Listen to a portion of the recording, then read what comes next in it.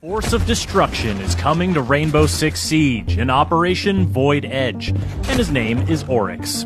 He's a defender, and in addition to crashing through soft walls and sturdy Frenchmen, he can also perform other feats of athletic prowess. Then there's the new attacker, Yana. Don't be alarmed if you shoot her and she disappears. That's just her hologram that looks, moves, and sounds exactly like her. Okay, maybe that's a little alarming.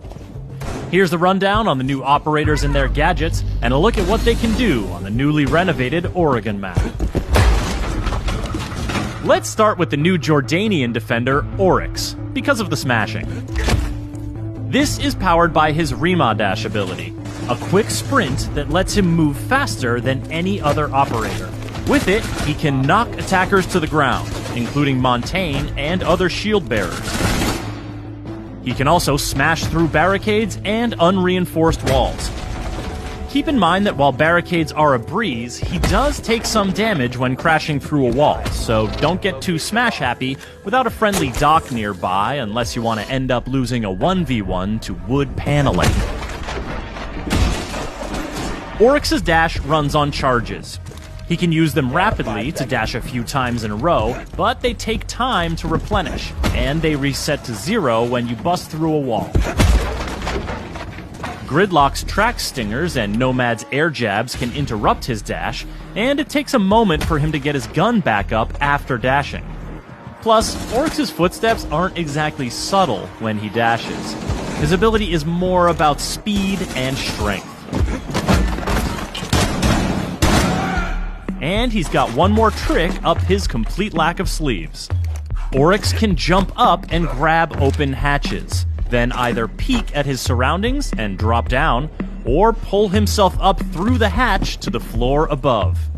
He can't do it on roof hatches, and you'll have to break open the hatch first. So choosing his Spas 12 primary over his MP5, or his Bailiff sidearm over his USP 40, so you can use these two skills in tandem. This makes Oryx a dangerous new defender who will have attackers looking over their shoulders and wondering where he'll show up next. Operation Void Edge is also bringing the attackers their own deceptive new threat, even though it's something that can't hurt the defenders at all. This is the new Dutch operator Yana, and this is her hologram. Using her Gemini replicator gadget, Yana creates and controls a hologram that looks like her, including her headgear, uniform, and primary weapon skin. Moves like her, with the exception of rappelling or climbing ladders, and sounds like her. While it can't deal damage to enemies or physical objects, it can have serious effects on the defender's survivability. In addition to scouting traps, but not triggering them, Yana can make defenders think she is breathing down their necks, and bait them into throwing their C4, or dupe Smoke or Goyo into triggering their gadgets prematurely. After all, when a defender sees the hologram peek around a corner, or hears it in a hallway, how are they to know it's not the very real and very dangerous Yana? Convincing as it is, the hologram is fragile. One bullet will destroy it, as will electricity or mute jammers. Maestro's evil eyes can zap it as well, and they can detect it's a hologram by the telltale lack of warm body glow.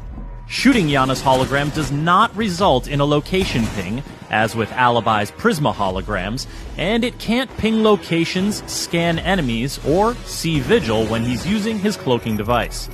Plus, Yana can't move while her hologram is active, so defenders are temporarily safe from her ARX-200 or G36C primary weapon, or her MK1 9mm sidearm.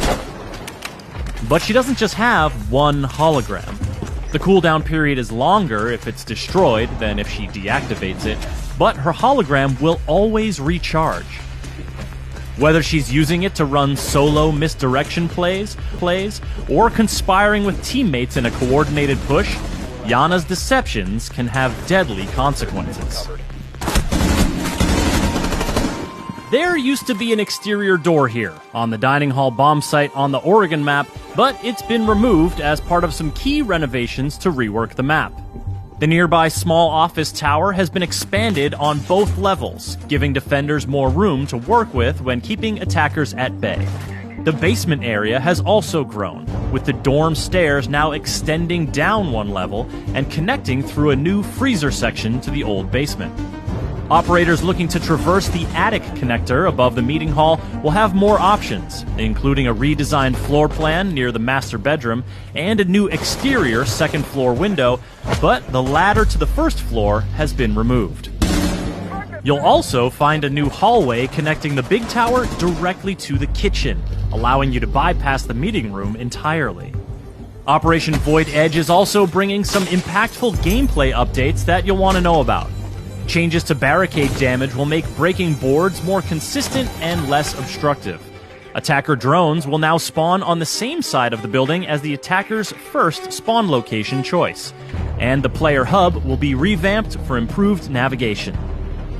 These updates, as well as the Oregon map rework, will be free for all players when Operation Void Edge launches. The new operators, Oryx and Yana, will be available at launch for Year 5 pass owners, and everyone else can unlock them a week later using Renown or R6 credits.